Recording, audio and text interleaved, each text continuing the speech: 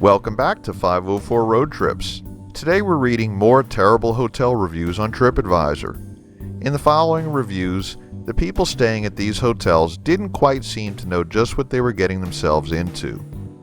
I arrived at the hotel expecting it to be in great shape, clean and comfortable. People told me it was relatively new and should be a great place to stay. Ready to climb in bed, I pulled back the sheets to find there were huge black spots all over them. I checked the pillows and found they were the same. I went to the front desk and waited a while and was handed new sheets and wished a good night. I went upstairs and changed the sheets, laid down, and looked at the ceiling.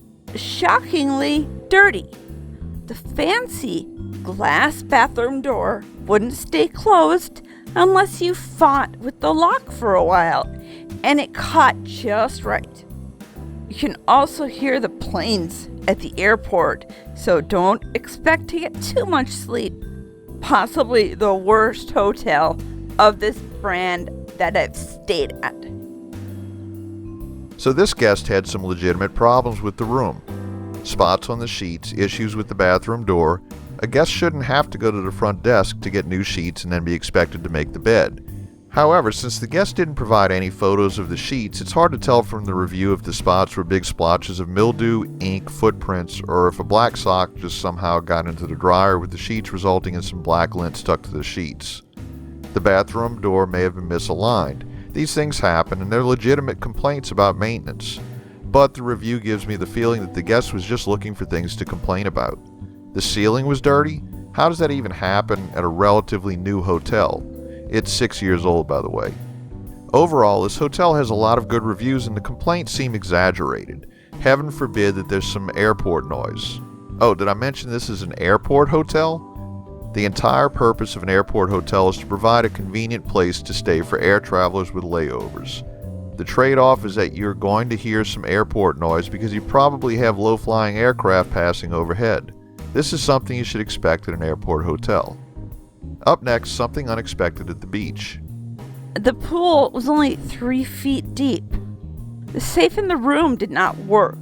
The AC was noisy. Room was okay except for floor. I know it's the beach, but don't think they cleaned the floor sand in the room. I was charged for local call because I called using the local area code. Very odd. The very worst thing was the cafe room service was bad. Food was not good. Service there was very poor.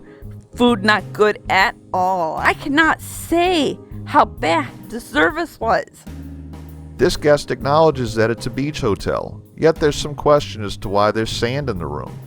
Unless it is ankle deep or in the bed, there's really not anything to complain about. Beach hotels have sand. Even if it's been cleaned up daily, you're still going to find sand. It gets everywhere. When you walk outside, you bring some of it back in with you. There's also going to be unique wear on the floors and other things at a beach hotel due to the abrasiveness of the sand. It's just something you don't complain about at a beach hotel. You have to cut them some slack on that. Also, if you make a phone call from a hotel room to any number outside of the hotel, they're going to charge you for it. It's always been that way. Not so long ago, someone at the front desk would have to help you complete the call or physically plug you into an outside line.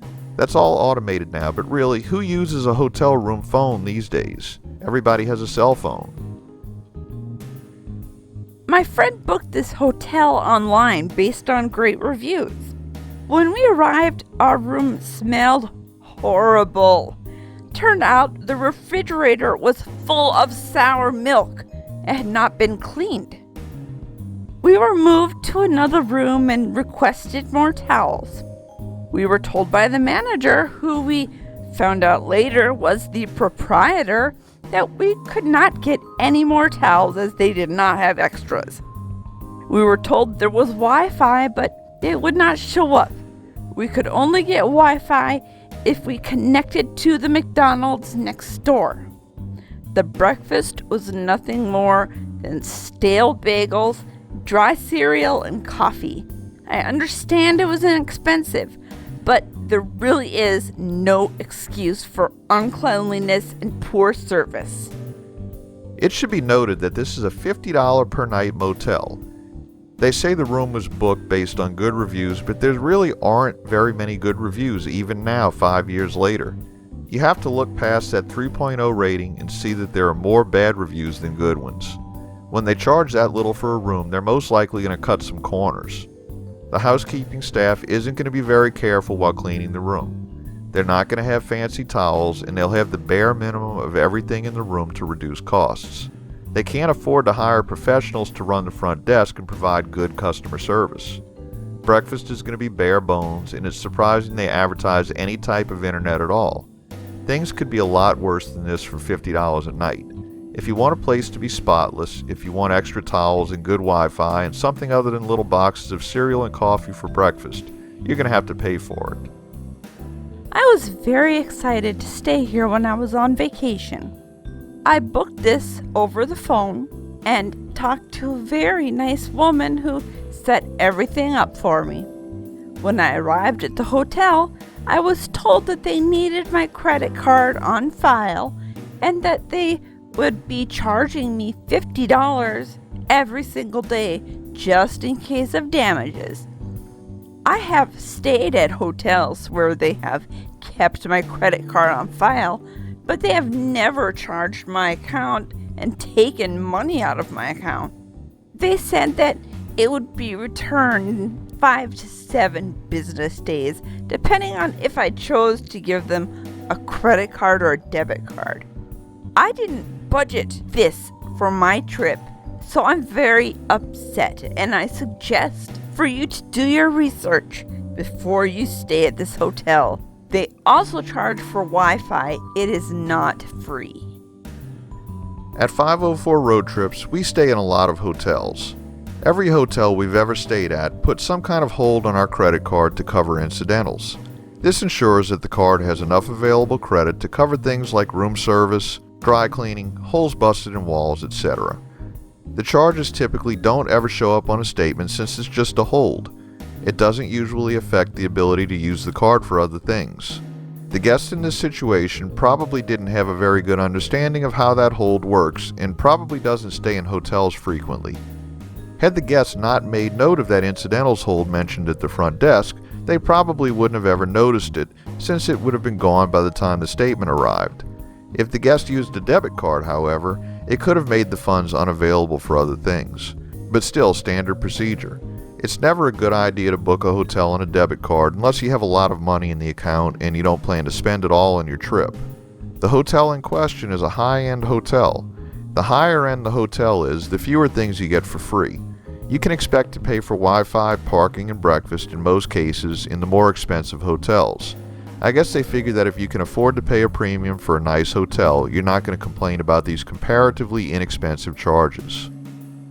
TripAdvisor has this at 5-star. Not safe.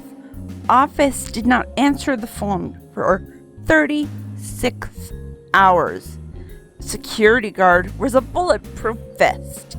A bug man lives on property to provide quick service. People hanging outside most of the night. Lots of drive-ups and pickups. It seems that this guest either stayed at the wrong hotel or has a reading comprehension problem. The star rating on this hotel is 2 stars. The reviews are not good, with more than twice as many terribles as there are excellents. The reviews and ratings on this hotel are indicative of the problems this guest experienced and should have been expected. Always read the reviews carefully and be sure you're booking the correct hotel.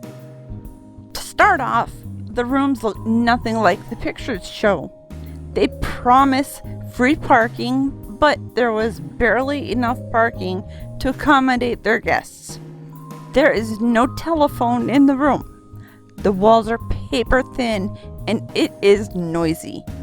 The toilet fills up and then goes down, and it is super small in the bathroom. The television had static the whole entire time we were there. It is not walking distance to popular tourist attractions, which is the main reason I chose it. I will not be going back to this hotel, and I feel deceived for even choosing it. Seriously, RTFR. Ignore any pictures unless they're uploaded by other reviewers.